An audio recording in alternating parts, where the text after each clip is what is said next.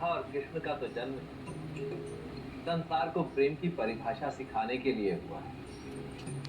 और ये परीक्षाएं तो प्रेम की वो परीक्षाएं जिन्हें पार कर इनका प्रेम अमर हो जाएगा। अच्छा, तो आप कृष्ण के पक्ष में हैं। पर आपको प्रेम समझ आ गया? हाँ, इन दोनों को देखकर थोड़ा बहुत प्रेम मैं भी समझ रहा हूँ। महादेव, देखिए, आप तो प्रेम समझ गए ना? तो आप ये बताइए कि हमारे विवाह की वर्षगांठ पर आप मुझे उपहार स्वरूप क्या दे रहे हैं? उपहार?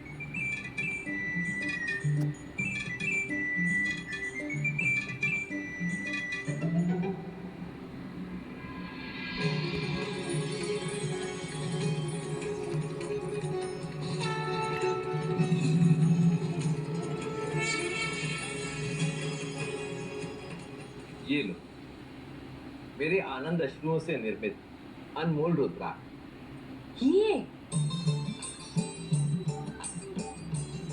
अद्भुत, अद्भुत महादेव! विवाह की वर्षगांठ पर पत्नी को संन्यास की भेंट। महादेव, रुद्राक्ष भक्ति का चिन्ह है, प्रेम का नहीं।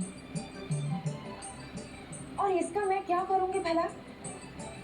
सच्चा स्वरूप इन्हें धारण करती हूँ तो ये मुझे पीड़ा देते हैं। पीड़ा?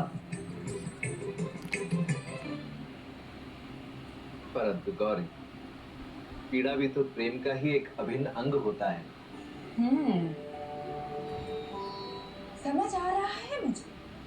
तो प्रेम की परिभाषा सीखते सीखते भाषा भी कृष्ण के मुंह में लगी। गौरी, मेरे कहने का अर्थ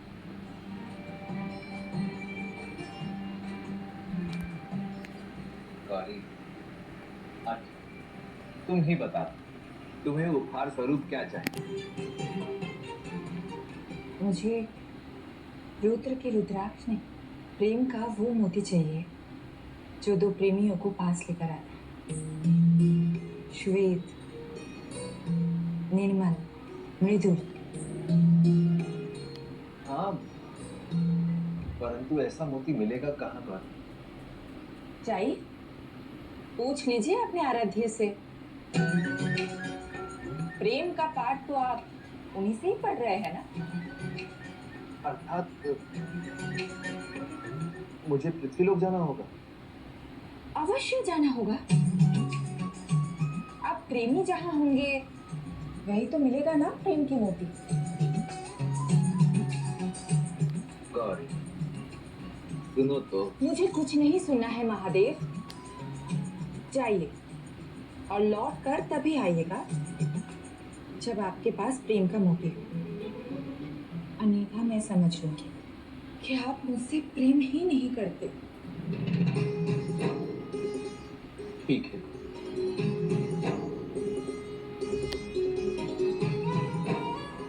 अब मैं तभी लौटूंगा जब मेरे पास प्रेम का वो अनमोल मोती होगा,